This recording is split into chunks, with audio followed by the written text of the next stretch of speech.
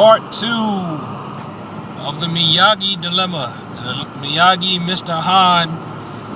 I want to have personal instruction, but ain't nobody going to pay somebody to allow them to rent a space if they can't get an exorbitant price out of it because they only got one student. Where was I? So let's say you walked by and I saw this, and what is the name of that movie? It was a Tim Allen movie where the instructor, he was a movie star type guy who trained an adult. Former movie star. He walked into the dojo, no students there at the time. Oh, and in that movie called, it was another movie that had the brother in it. I can't pronounce his name. He's from the UK. Where the lady walked into his dojo, only had one. No, there was nobody there when she walked in. His students didn't come by until way, way late at night. And it still had it had sort of a Karate Kid-esque feel to it. Who gonna train there? Most of y'all know if you came by a school and there was only one or no students in there, especially if it was a storefront, you wouldn't train there. You would leave. I am one of the few, I will say, people that I know that trained in the martial arts with a master. Actually, several people, different people at different times, when they only had one student or two students, because I saw the value in that. In high school, my teachers, they only had, maybe 3 of us, tops. And for a while there, when I was in judo, I was training with a guy. Sometimes it was just he and I. Sometimes it was he and I and a couple of other people. And I felt like I got a lot out of that because that's more attention for me. That's more individual attention from an experienced teacher. And that one was free. So, the classes cost little or nothing. But see, why that doesn't work out for a lot of people is because most people equate quality with cost.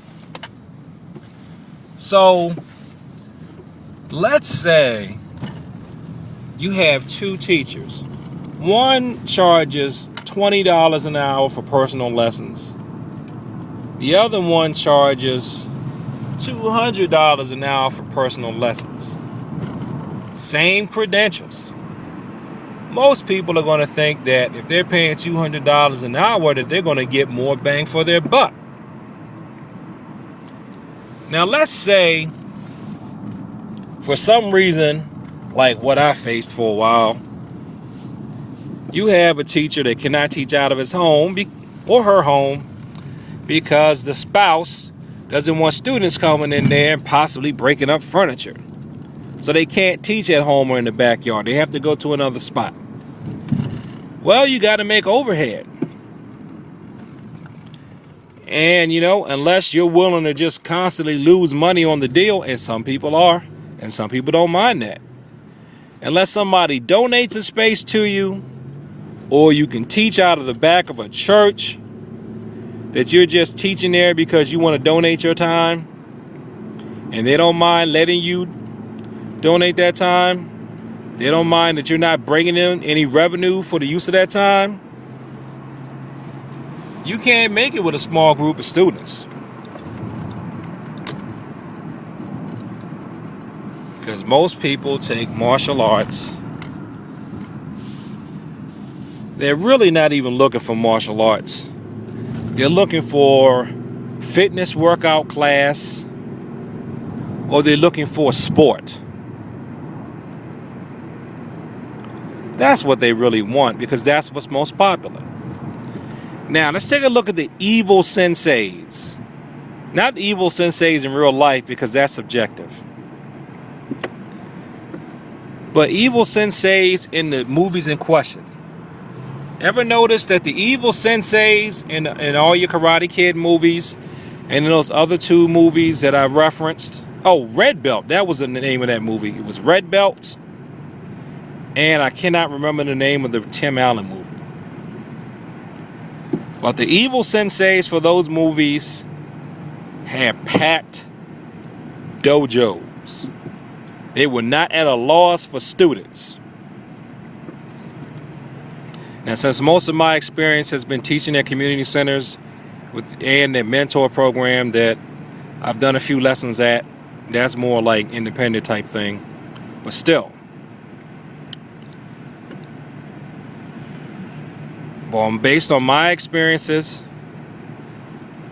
if I were to approach a place to let me teach there, or if I were to go off on my own and start let's say someone wanted to partner with me in a storefront,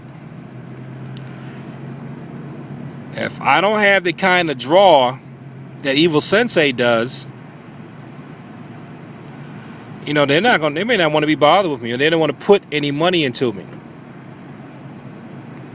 They're not going to want to pay me a lot of money, which means that unless you cater to what a lot of people would consider to be the lowest common denominator type thing, or what some people would consider to be not as ideal or lofty motivations, then you're not a viable business investment. You're not. At the very least, if you don't want to be all about crush, kill, destroy, organized confusion reference, if you don't want to be all about that, you probably would at least have to be somewhat about competitions. Somewhat. You're going to have some competitions. It's like with me, I have rarely, but I have taken students to competitions. Let's see, it was that one time I took students to competitions, and not too long before the recording of this video, I ran a tournament. It was a small tournament. I ran a small tournament, and 2 of my students were in that, and they got rewarded for it. So you're going to have to do something more than just the pure teaching and spreading of the art in order to reach more than a select few people.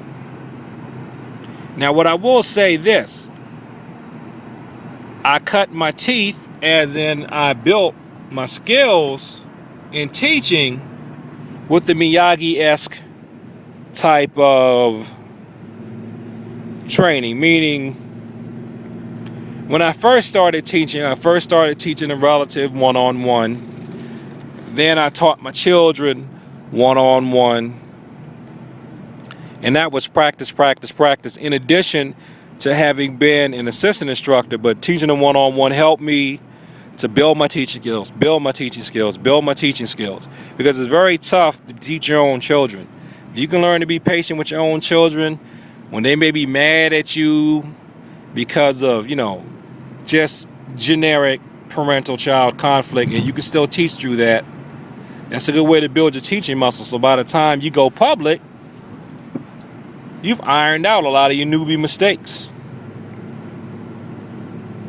And in a way, that's fair, because if you're going to traumatize anybody with your newbie mistakes, I'm being sarcastic, it's not really traumatic, but if you're going to make newbie mistakes, it should be at home.